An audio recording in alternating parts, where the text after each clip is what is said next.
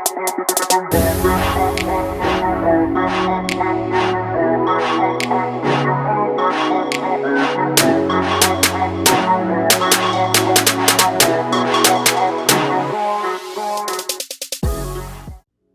holidays, everyone, and welcome to Cooking Vegan with Kay. And today I want to share my website. So if you go on the website, cvwk.com, I'll have the link in the description box below. You will find all my recipes. And if you subscribe, I will send you an email letting you know when a new recipe is available. What's also cool is all the recipes are free, okay? So you just click for recipe, and then it'll have the recipe, of course, and a video to go along with it. So please be sure to visit. It's something that I really take pride in, and I just want to share all of my recipes with everyone, once again, for free. It'll always be free. So without further ado, let's get into this recipe. I will have all the exact measurements in the description box below, but you're going to need all-purpose flour. You're going to need some pink Himalayan salt. You're also going to need garlic powder, onion powder, ground pepper, dried parsley flakes, and cayenne pepper. So those are all of the ingredients that I'm putting into this dry and wet mix. So this right here is actually going to be the wet mix, and I'm going to also add some spring water to it. Then you're just going to whisk it all up until it is gelled and combined really well.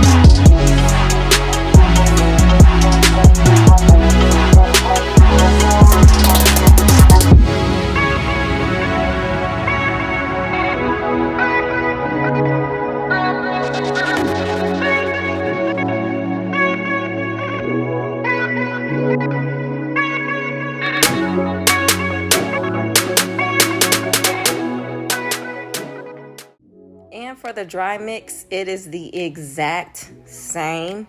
The only thing different is it's dry, so I don't put water in it. So I put the exact same ingredients, the pink Himalayan salt, the dried parsley flakes, onion and garlic powder, pink Himalayan salt, crushed ground pepper, and cayenne pepper, and then I just mix it all up.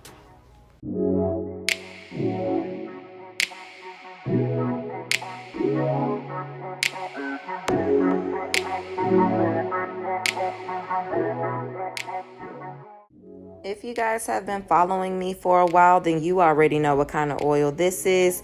I fry everything in grapeseed oil. It just always works for me. So that's what I'm doing right now. I'm putting the grapeseed oil into a pan, and I'm turning it on so that this can heat up as I put my oyster mushrooms in the wet mix, and then I will dip it into the dry mix. So make sure you wash your oyster mushrooms, and once you gently wash them, pat them dry with a paper towel or a clean towel, because you don't want your oyster mushrooms to be soaking wet, because they're mushrooms and they will react like a sponge and soak up all the moisture of the water once you're washing them. So make sure you try to gently get rid of the excess water as much as possible. So now that I have the oyster mushrooms dipped into the wet ingredients, I'm going to put them into the dry, and I'm going to shake it up. Sorry, this was kind of difficult trying to show all of this and use both hands and make sure the lighting stayed where it needed to be. But anyways, then I just shake them. And a question people like to ask, Do oyster mushrooms taste like chicken? Girl, no, they taste like oyster mushrooms, okay? What I will say this, when you eat them on a sandwich, it does mimic a chicken sandwich, okay? I will say that, but chicken will always be chicken. Everyone likes to compare everything to chicken. So, I mean, it's a really good alternative, especially if you're transitioning. My kids loved it when they first had it like 3 years ago. They were like, ooh, this is good. And my youngest son thought they were weird looking chicken strips. So, hey, if it fooled the little guy, you know, it might taste, I mean, I don't know. To me, it just tastes like fried oyster mushrooms. But anyway, I'm just repeating this process. And once I have battered enough, I will drop them into the grapeseed oil when it is hot. Make sure your oil is hot. You never want to, you know, fry anything in oil that is not hot enough yet, because it'll just be sitting in oil. Okay, I'm rambling, but yeah, I'm just going to repeat this process.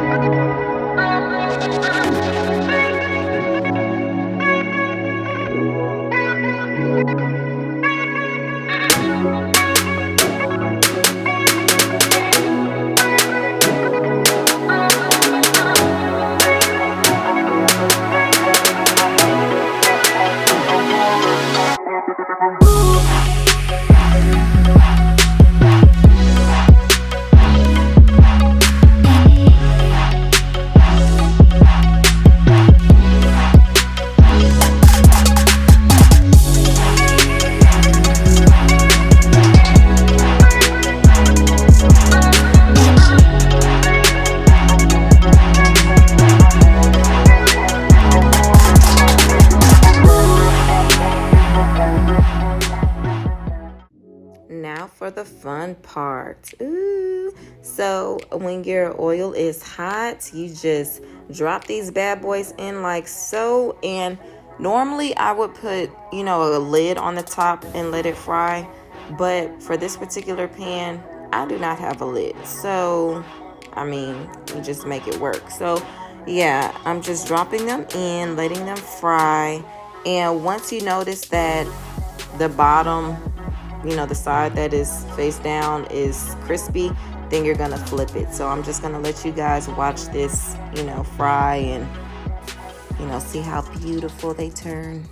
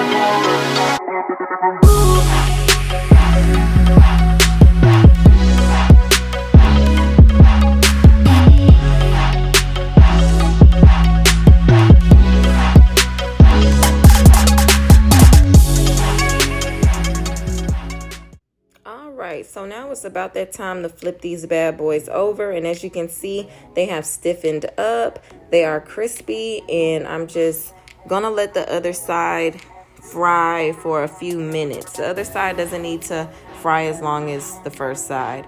So you may notice as soon as you start frying them that it's gonna look like all of the batter is like coming off of the mushrooms, but do not be alarmed. It's not, it's just part of the frying process. Trust me, everything is gonna stick to the mushroom itself and it's gonna be crispy. So now I'm just gonna let the other side fry until we remove it from the oil.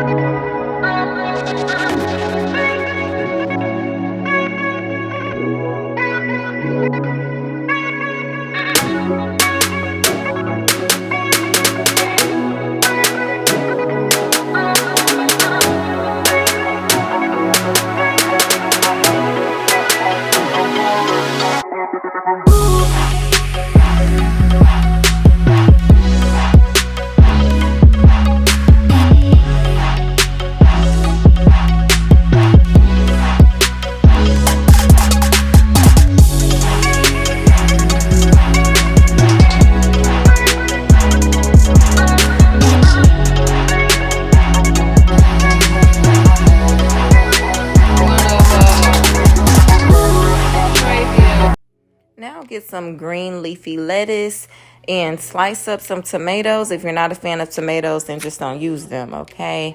And I got some vegan buns, basically buns that just do not have dairy in them.